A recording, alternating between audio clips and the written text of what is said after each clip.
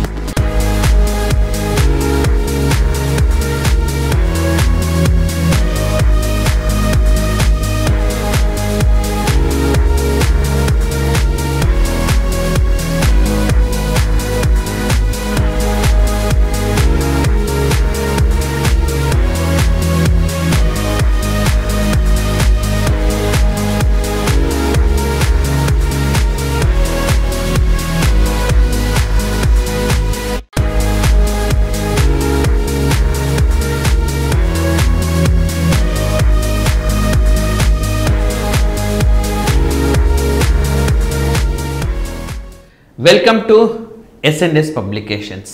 So మనం ఈ సెషన్లో ఆర్థిక అంశాలు, శాస్త్ర సాంకేతిక అంశాలు, క్రీడలు, వార్తల్లో వ్యక్తులు నవంబర్ నెలకు సంబంధించినవన్నీ కూడా డిస్కస్ చేద్దాం. రైట్. సో ఫస్ట్ వన్ వచ్చేసి ఆర్థిక అంశాలు.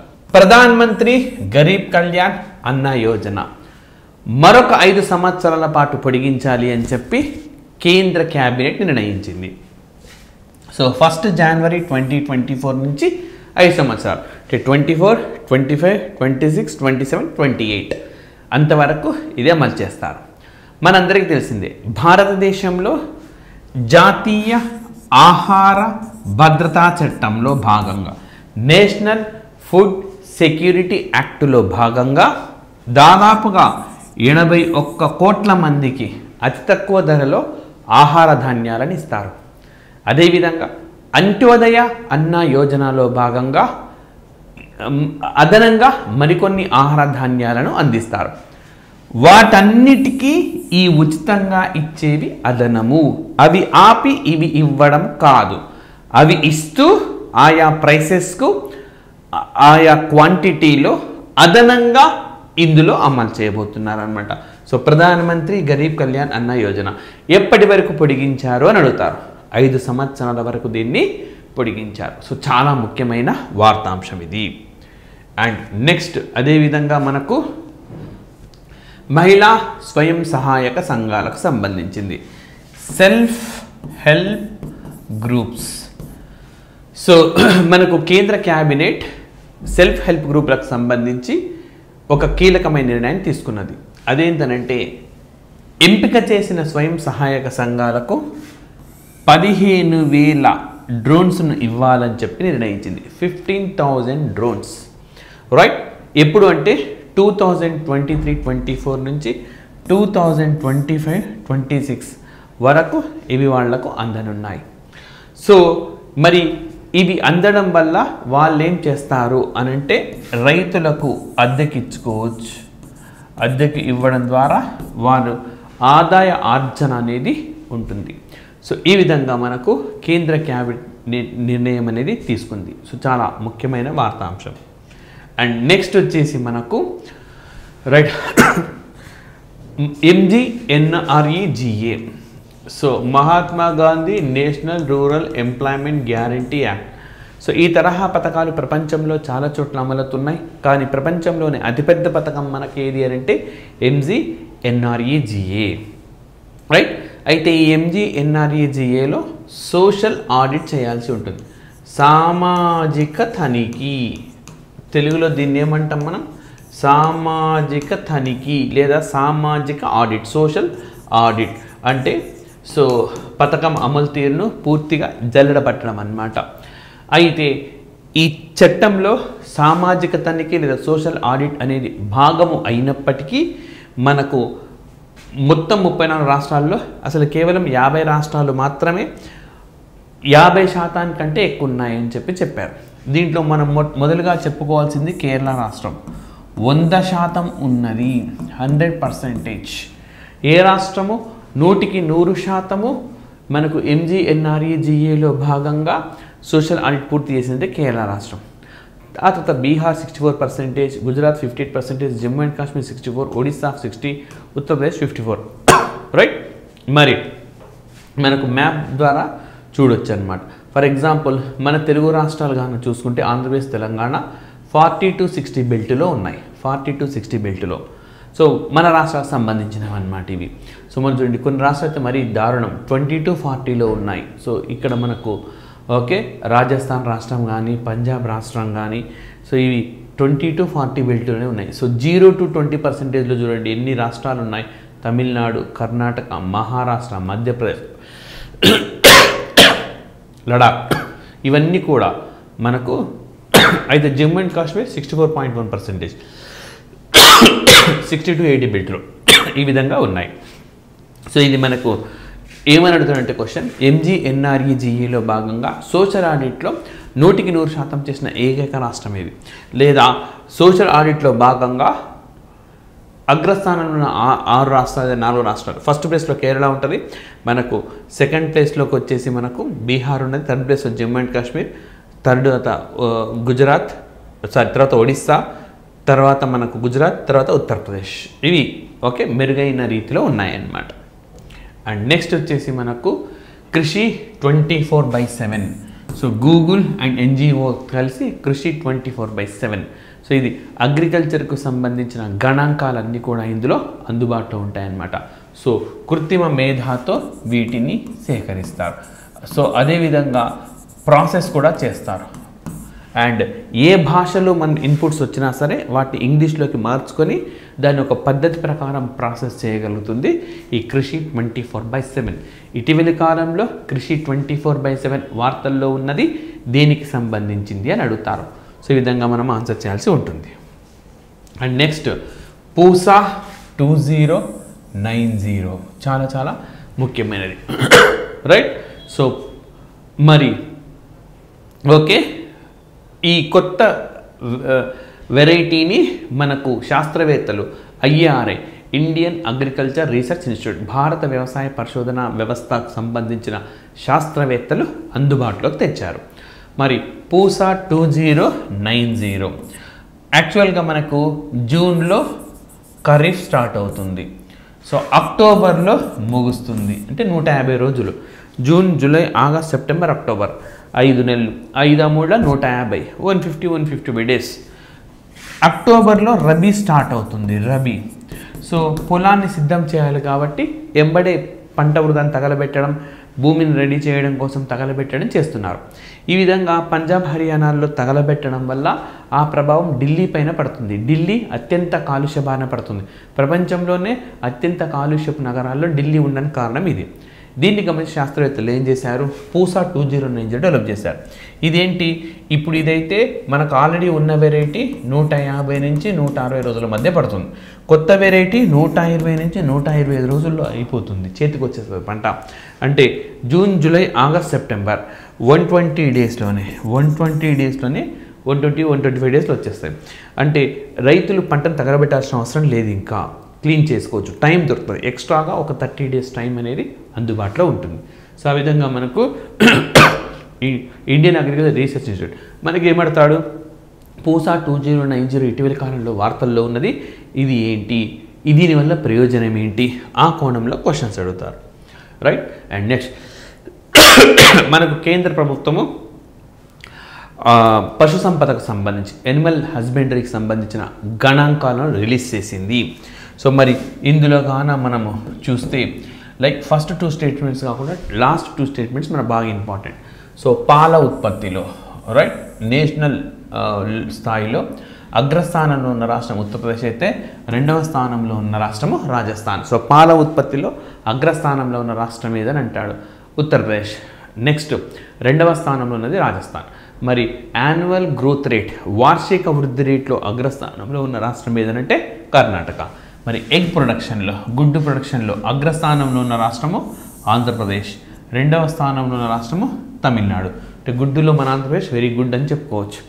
అండ్ యాన్యువల్ గ్రోత్ రేట్, వార్షిక వృద్ధి రేటులో వెస్ట్ బెంగాల్ రాష్ట్రము, తర్వాత సిక్కిం ఉన్నది. నెక్స్ట్ మీట్ ప్రొడక్షన్, మాంసపు ఉత్పత్తిలో మనకు అగ్రస్థానంలో ఉన్న రాష్ట్రము ఉత్తరప్రదేశ్ అండ్ తర్వాత వెస్ట్ బెంగాల్. వార్షిక వృద్ధి రేటులో సిక్కిం, మేఘాలయ ఉంటాయి. వూల్ ప్రొడక్షన్, ఉన్నికి సంబంధించిన ఉత్పత్తిలో రాజస్థాన్ అగ్రస్థానంలో ఉంది, తర్వాత Jammu and Kashmir. So annual growth rate, వార్షిక వృద్ధి రేటులో అరుణాచల్ ప్రదేశ్ అగ్రస్థానంలో ఉన్నది. సో ఈ విధంగా మనకు బేసిక్ ఎనిమల్ హస్బెండరీ స్టాటిస్టిక్స్ అనేవి మనకు ఉన్నాయి. అండ్ నెక్స్ట్ మరి RBI PM Vishwakarma under PID scheme okay తీసుకొని వచ్చింది. సో ఇది యాక్చువల్ చెప్తాను, మనకు ఇది infrastructure, payment infrastructure development fund అన్నమాట. సో చెల్లింపులకు సంబంధించిన మౌలిక సదుపాయాలని ఇది చూడండి. యాక్చువల్గా మనకు ఈ డిజిటల్ పేమెంట్స్ కావాలి అంటే దానికి సంబంధించిన మౌలిక సదుపాయాలు కావాలి. ఆ మౌలిక సదుపాయాలను కల్పించడం కోసం క్రియేట్ చేసిన ఒక ఫండ్ ఇది, రైట్. అండ్ ఇది యాక్చువల్గా మనకు ఈ సమయం ముగిసిందన్నమాట ఇది, ఓకే. ఈ సమయం అనేది ముగిసింది. పేమెంట్ ఇన్ఫ్రాస్ట్రక్చర్ డిజిటల్ ఫండ్ ఈ డిసెంబర్ 31, 2023కు ముగిసిపోతుంది. అయితే దీన్ని ఏం చేస్తున్నారు? ఓకే 2025 డిసెంబర్ 31కు పొడిగించారు. అంటే ఈ పథకం అమలు అప్పటి వరకు కొనసాగుతుంది, దీన్ని వినియోగించుకోవచ్చు. ఇది ఎందుకు పొడిగించారని అడుగుతాడు. పిఎం విశ్వకర్మ స్కీముకు సంబంధించింది. సో సెప్టెంబర్ నెలలో 17వ తేదీన పిఎం విశ్వకర్మ స్కీమ్ను మనకు భారత ప్రధాని ప్రారంభించినారు. ఇందులో భాగంగా ఏం చేస్తారు? 18 చేతి వృత్తులకు సంబంధించి శిక్షణ ఇస్తారు. 18 చేతి వృత్తులకు సంబంధించింది. మరి 18 చేతి వృత్తులు వీళ్లకు శిక్షణ అటెండ్ అయితే రోజుకు 500 చొప్పున ఇస్తారు. ఎట్ ద సేమ్ టైం వీళ్ళందరికీ కూడా 15,000 రూపాయల టూల్ కిట్ కూడా ఇస్తారు. అండ్ లోన్ కూడా వీళ్లకు తక్కువ, అంటే కొల్లేటరల్ ఫ్రీ అన్నమాట. అంటే పూచీకత్తు లేకుండా రుణాలు కూడా లభిస్తాయి. మరి ఇన్ని ఫీచర్స్ ఇస్తున్నారు. ఈ విధంగా వాళ్ళకి ఏమైనా చెల్లింపులు వచ్చినప్పుడు పేమెంట్స్ కూడా తీసుకోవాలి కదా. సో క్యూఆర్ స్కాన్ కోడ్ కానీ బ్యాంక్ లింక్తో అటాచ్ చేయడం, ఇవన్నీ చేయడం కోసం ఈ విధంగా ఈ పథకాన్ని దీనికి విస్తరించేందుకోసం దీన్ని ఎక్స్టెన్షన్ చేశారనమాట డిసెంబర్ 31, 2025. సో ఆ విధంగా మనకు ఈ అంశం ఉన్నది, రైట్. అండ్ నెక్స్ట్ అదేవిధంగా శాస్త్ర సాంకేతిక అంశాలు, రైట్. సో సింపుల్గా చెప్పాలంటే నవంబర్ 20, 2023 మనకు ఇంటర్నేషనల్ స్పేస్ స్టేషన్ లాంచ్ చేసి 25 ఇయర్స్ పూర్తయినది. ఇంటర్నేషనల్ స్పేస్ స్టేషన్, అంతర్జాతీయ అంతరిక్ష పరిశోధన కేంద్రం. ఎవరో దీన్ని లాంచ్ చేశారంటే NASA, Canada space agency, European space agency, అదేవిధంగా రష్యా స్పేస్ ఏజెన్సీ రోస్కోమోస్ అంట. అండ్ దెన్ అదేవిధంగా జపాన్ స్పేస్ ఏజెన్సీ జాక్సా, వీళ్ళందరూ కలిసి దీన్ని అంతరిక్షంలో విజయవంతంగా ప్రయోగించి కక్షల్లోకి ప్రవేశపెట్టారు. సో మరి ఓకే, అయితే ఇది ఇప్పుడు ఉన్న సాంకేతిక పరిజ్ఞానాన్ని అంతగా సపోర్ట్ చేయనందున దీన్ని డిస్మాంటిల్ చేయాలని కూడా నిర్ణయించినారు. అయితే ఈ ఐఎస్ఎస్ నుంచి రష్యా నిష్క్రమించింది. సో ఉక్రెయిన్తో యుద్ధం నేపథ్యంలో అనేక ఆంక్షలు విధించేందుకు గాను రష్యా నిష్క్రమించింది, రైట్. సో మరి ఈ ఇంటర్నేషనల్ స్పేస్ స్టేషన్ జరియా అనే పేరుతోటి, అంటే సన్ రైజ్ అనే పేరుతోటి దీన్ని లాంచ్ చేశారనమాట. అప్పుడు రష్యన్ ప్రోటాన్ రాకెట్ని ఉపయోగించి కజకస్తాన్ నుంచి లాంచ్ చేశారు, రైట్. సో మరి దీన్ని డిస్ట్రాయ్ చేయడం ఒక్క రోజులో ఏది పని కాదు, 2031 నాటికి పూర్తవుతుంది. జాగ్రత్తగా భూమిపైకి తీసుకొని వచ్చే కక్ష నుంచి దీన్ని పసిఫిక్ ఓషన్లో సుదూరాన ఉన్న నమో అనే పాయింట్ అనమాట, నమో పాయింట్ వద్ద పూర్తి స్థాయిలో డిస్ట్రాయ్ చేయబోతున్నారు. ఆ విధంగా ఈ అంశం మనకు వార్తల్లో ఉన్నది. అండ్ నెక్స్ట్ అదేవిధంగా మనకు చాలా ముఖ్యము, కార్బన్ డైఆక్సైడ్ను క్యాప్చర్ చేయడంలో మనకు IIT Bombay and national centre of excellence in carbon capture ఇవి ఒక కొత్త అంశాన్ని తెరపైకి తెచ్చినాయి. అవేంటి అని అంటే మనకు carbon dioxide capture technology that converts carbon dioxide to carbon monoxide. మామూలుగా మనకి ఇప్పుడు పెద్ద ఎత్తున ఈ కార్బన్ మోనాక్సైడ్ అనేది కాలుష్యానికి దారితీస్తూ ఉన్నది, రైట్. అండ్ ఎలక్ట్రోకెమికల్ కండిషన్స్ ప్రకారము మీకు సింపుల్గా చెప్తాను, ఒక పరిశ్రమ ఉందనుకోండి, దీనిలోంచి కార్బన్ డైఆక్సైడ్ వెళ్తుంది. ఈ కార్బన్ డైఆక్సైడ్ని ఉపయోగించి కార్బన్ మోనాక్సైడ్ తయారు చేస్తారనమాట. వాతావరణంలోకి విడుదలవుతున్న దాన్ని ఉపయోగించుకొని కార్బన్ మోనాక్సైడ్, మనకు కొన్ని చోట్ల కార్బన్ మోనాక్సైడ్ అవసరమవుతుంది శాస్త్రీయంగా, అక్కడ దీన్ని వినియోగిస్తారనమాట. మళ్ళీ కార్బన్ మోనాక్సైడ్ తయారు చేయకుండా, అంటే వాతావరణంలోకి విడుదల చేయాల్సిన కార్బన్ డైఆక్సైడ్ విడుదల కాకుండా కార్బన్ మోనాక్సైడ్గా మారిపోతున్నది. ఆ విధంగా పర్యావరణానికి మేలు జరుగుతుంది. ఇంతటి గొప్ప పరిజ్ఞానాన్ని అందుబాటులోకి తెచ్చింది ఏదంటే IIT Bombay, right. And next ఇక్కడ మనకు కనపడుతుంది హెల్మెట్. మనందరికీ తెలిసిందే హెల్మెట్ ప్రమాదాల్లో మనం ఇబ్బంది పడకుండా రక్షిస్తూ ఉంటుంది. అయితే మనకు కావ్రోడోమా 360 అనే హెల్మెట్, ఇది మనకు రైఫిల్ నుంచి world's first rifle production, rifles కూడా ప్రయోగించినప్పుడు ఈ బుల్లెట్ తాగి వెనక్కి వెళ్ళిపోతారు. మనకంటే ఇప్పుడు వచ్చినాయి కానీ ఈ హెల్మెట్ మన తెలుగు సినిమాల్లో గతంలో ఉండేవి. కొంతమంది హీరోలు ఇట్లాంటివి బాగా చేసేవాళ్ళు అనమాట. వాళ్ళు ఇట్లా వస్తున్న ఆ బుల్లెట్ని కూడా ఊదిన సందర్భాలు కూడా ఉంటాయి, మళ్ళీ వెనక్కి వానికి వెళ్ళిపోతుంది. సో మరి అలాంటి పరిజ్ఞానం కావ్రోడోమాకు ఉన్నది, బుల్లెట్స్ కూడా తాకవన్నమాట. సో ఆ విధంగా ఈ అంశం వార్తల్లో ఉంది. అండ్ నెక్స్ట్ క్రీడాంశాలు కానీ చూస్తే హాకీలో భారత మహిళల జట్టు విజయం సాధించింది. ఎందులో అంటే ఏషియన్ ఛాంపియన్స్ ట్రోఫీలో భారత జట్టు విజయం సాధించింది. ఫైనల్లో ఎవరిని ఓడించిందంటే జపాన్ను ఓడించింది. మరి ఈ ఫైనల్ మ్యాచ్ ఎక్కడ జరిగిందంటే రాంచీలో జరిగింది. సో ఎక్కడ జరిగింది అని అంటే రాంచీలో జరిగింది. సో ఆ విధంగా ఇది మనకు వార్తల్లో ఉంది. అండ్ నెక్స్ట్ నోవాక్ జోకోవిక్, ఈయన గ్రిగోర్ మిత్రోవ్ని ఓడించి మన ప్యారిస్ మాస్టర్స్ టైటిల్స్ను చేజిక్కించుకున్నారు. 7th ప్యారిస్ మాస్టర్ టైటిల్స్ను గెలుచుకున్నారనమాట. సో ఆ విధంగా ఈయన వార్తల్లో ఉన్నారు. అండ్ నెక్స్ట్ అదేవిధంగా మనకు శ్రీలంక క్రికెట్ బోర్డుని ఐసీసీ మనకు సస్పెండ్ చేసింది. ఇంటర్నేషనల్ క్రికెట్ కౌన్సిల్ ఎవరిని? శ్రీలంక క్రికెట్ బోర్డుని. ఎందుకు? కారణం అడుగుతాడు మరి. సో యాక్చువల్గా ఏంటంటే క్రికెట్ బోర్డు విషయంలో రాజకీయ నాయకులు ప్రభుత్వం కూడా జోక్యం చేసుకోరాదు, అది కండిషన్ అన్నమాట. అయితే యాక్చువల్గా మనకు నవంబర్లో అంటే అక్టోబర్లో స్టార్ట్ అయిన ప్రపంచ వరల్డ్ కప్ నవంబర్లో ముగిసింది, అది కూడా మనం చూద్దాము. మరి నవంబర్లో ముగిసిన ఈ ప్రపంచ కప్లో శ్రీలంక పేలవమైన ఆట తీరును ప్రదర్శించింది, పెద్దగా చెప్పుకోదగ్గట్టుగా ఆడలేదు. సో అందుకని అసలు ప్లేయర్ల ఎంపిక సరిగ్గా లేదని చెప్పి ప్రభుత్వమే శ్రీలంక క్రికెట్ బోర్డును రద్దు చేసింది. ఎంబడే మరి ప్రభుత్వ జోక్యం ఉండకూడదు కదా అని చెప్పి ఐసీసీ శ్రీలంక క్రికెట్ బోర్డుని సస్పెండ్ చేసిందని చెప్పుకోవచ్చు అనమాట. ఆ విధంగా మనకు శ్రీలంక వార్తల్లో ఉన్నది. అండ్ నెక్స్ట్ మనకు ఆస్ట్రేలియా ఈ ప్రపంచ కప్ను మరొకసారి గెలుచుకున్నదన్నమాట. సో ఇప్పటికే ఆస్ట్రేలియా 1987లో ఒకసారి గెలిచింది, 1999లో గెలిచింది, 2003లో గెలిచింది, 2007లో గెలిచింది, 2015లో గెలిచింది, 1 2 3 4 5 2023లో గెలిచింది. సో ఈ విధంగా ప్రపంచ కప్ని 6 సార్లు మరి ఏ జట్టు గెలుచుకోలేదన్నమాట ఇప్పటి వరకు. ఆస్ట్రేలియా అన్నిసార్లు ఇదే గెలుచుకుంది. 1975లో ఫైనల్ వరకు కూడా వెళ్ళిందనమాట, ఫైనల్లోనే ఓడిపోయింది. సో ఈ విధంగా ఆస్ట్రేలియా జట్టు ఈసారి వరల్డ్ కప్ను గెలుచుకుంది. ఈసారి వరల్డ్ కప్లో మనకు చాలా రికార్డులు కూడా నమోదైనాయి. విరాట్ కోహ్లీ 50 సెంచరీలు పూర్తి చేశాడు, రైట్. అదేవిధంగా మనకు శుభ్మన్ గిల్ 2000 పరుగులు పూర్తి చేశాడు. అతి తక్కువ మ్యాచ్ల్లోనే ఈ శుభ్మన్ గిల్ ఈ గంట సాధించాడు. అదేవిధంగా మనకు శ్రీలంకకు చెందిన ఒక బ్యాట్స్మెన్, ఆయన పేరు నాకు గుర్తు రావట్లేదు ఎగ్జాక్ట్గా, మీకు ఎవరికైనా తెలిస్తే కింద టైప్ చేయండి మన యూట్యూబ్ బాక్స్లో.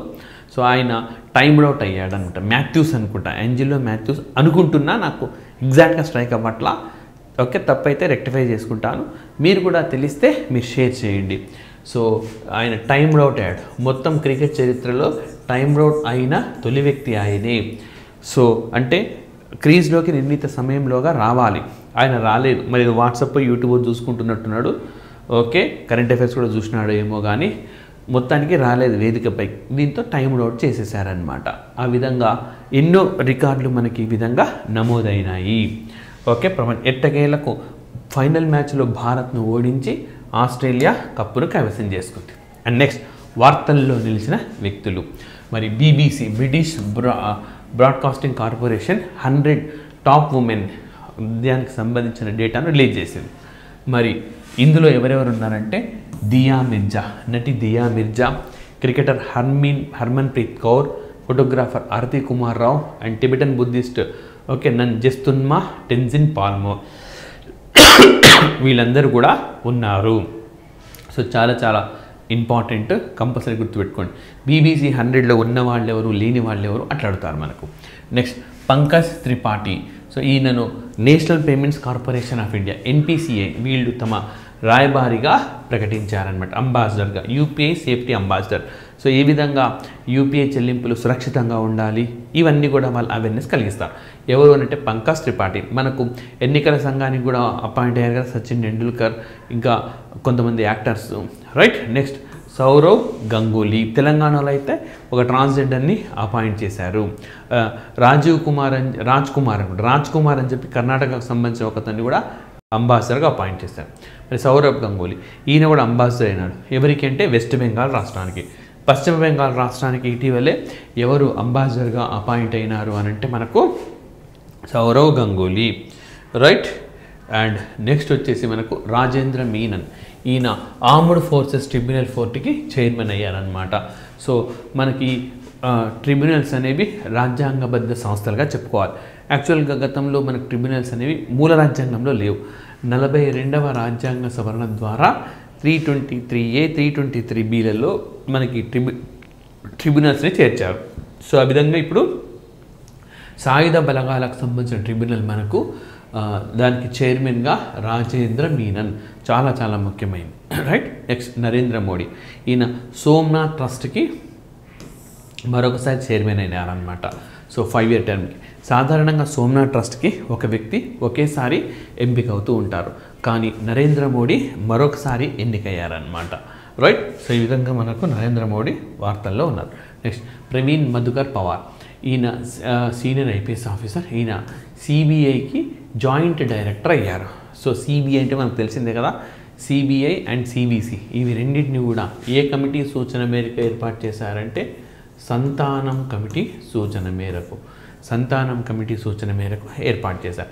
నెక్స్ట్ మనోరంజన్ మిశ్రా, ఈయన RBIకి ఎగ్జిక్యూటివ్ డైరెక్టర్ అంటే కార్యనిర్వాహక డైరెక్టర్ అనమాట, కార్యనిర్వాహక డైరెక్టర్గా నియామకం అయ్యారు. నెక్స్ట్ హీరాలాల్ సమారియా, ఈయన సమాచార ప్రధాన కమిషనర్ అయ్యారు, చీఫ్ ఇన్ఫర్మేషన్ కమిషనర్గా మనకు ఎవరు బాధ్యతలు స్వీకరించారంటే హీరాలాల్ సమారియా.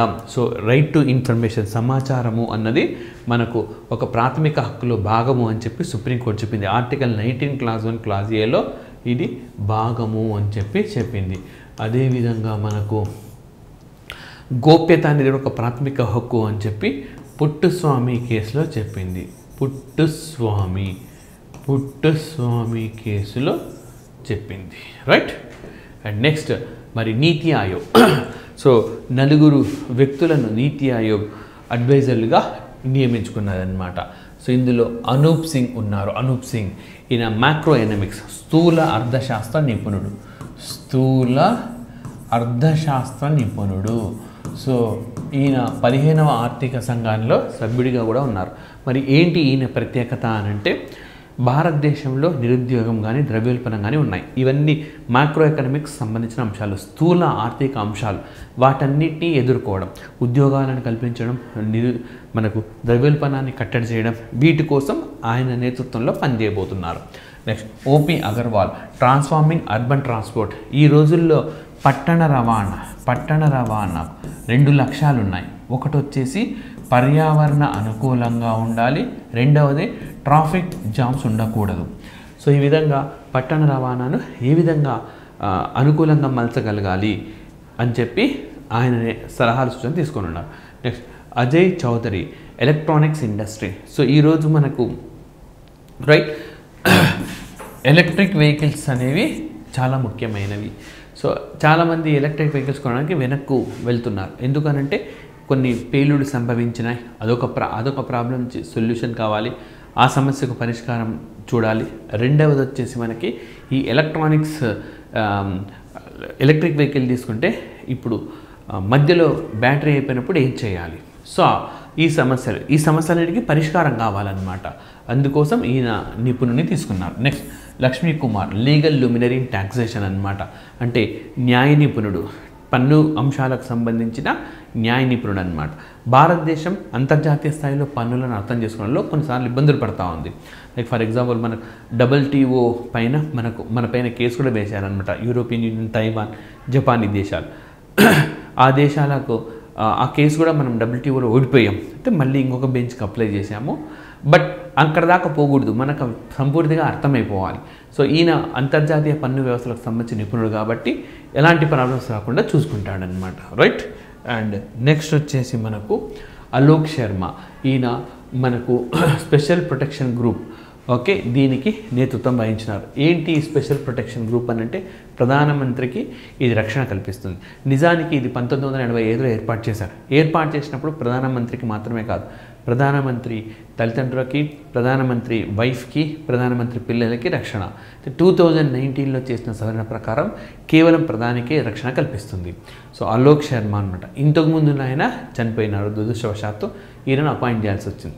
అయితే మనం ఆయన ఎవరు అది కూడా మనము అబిచ్యువరీలో చూద్దాం.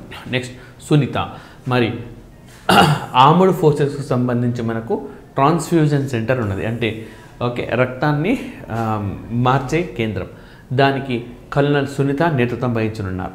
ఈ బాధ్యతలు చేపట్టనున్న తొలి మహిళ ఆమె. రైట్. సో ఫస్ట్ ఉమెన్ అన్నమాట. నెక్స్ట్ మనీషా పది. సో మనీషా పది ఒరిస్సాకు సంబంధించిన మహిళ. ఈమె ADD క్యాంప్గా అపాయింట్ అయ్యారు. సో మనకు మిజోరం గవర్నర్ కంబంబాటి అని చెప్పి మన తెలుగు రాష్ట్రాలకు చెందినవారు అనమాట. ఆయన అపాయింట్ చేశారు. అంటే ఏం లేదు, ఓకే, వారి సెక్రటరీగా ఉంటారనమాట. ఇప్పటి వరకు భారతదేశంలో ఈ బాధ్యతను నిర్వర్తించిన మరొక మహిళ లేదు. ఈమెనే ఆ బాధ్యతను చేపట్టనున్నదన్నమాట. రైట్. అండ్ నెక్స్ట్ మనకు అల్విని అంటో అవార్డ్స్ కానీ చూస్తే మనకు ఈయనకు memorial award for ecological studies అన్నమాట. So Hasmukh Shah memorial award దక్కింది. So Hasmukh Shah memorial award ఎవరికి దక్కింది అని అంటే అల్విన్ అంటో. సో ఎందుకనంటే ఈ ఇకాలజీకి సంబంధించి ఈయన పెద్ద ఎత్తున కృషి చేస్తున్న నేపథ్యంలో ఆయనకి అవార్డు దక్కింది. నెక్స్ట్ సెరీనా విలియమ్స్, మనందరికీ తెలిసిందే గొప్ప క్రీడాకారిణి. వీరికి okay council of fashion designers of America fashion icon అవార్డును అందించింది. సో ఈ అవార్డును పొందిన తొలి అథ్లెట్గా ఆమెను చెప్పుకోవచ్చు. అండ్ నెక్స్ట్ సురేష్ వాడ్కర్, ఇతనికి లతా మంగేష్కర్ అవార్డు దక్కిందనమాట. సో గన్సా మార్గిని అని చెప్పి, సో గాన మార్గినిగా చెప్పుకోవచ్చు. సో మహారాష్ట్రకు చెందిన ఈయనకు ఈ అవార్డు దక్కింది. సో ఈ అవార్డును మనకు లతా మంగేష్కర్ చనిపోయిన తర్వాత ఎస్టాబ్లిష్ చేశారు. సో ఆశా భోస్లే మొదటిసారిగా పొందారు, తర్వాత ఈయనకు వచ్చింది. నెక్స్ట్ మాధురి దీక్షిత్, పూణేలో మనకు ఇంటర్నేషనల్ ఫిలిం ఫెస్టివల్ జరుగుతుంది, తెలిసిందే మీకు.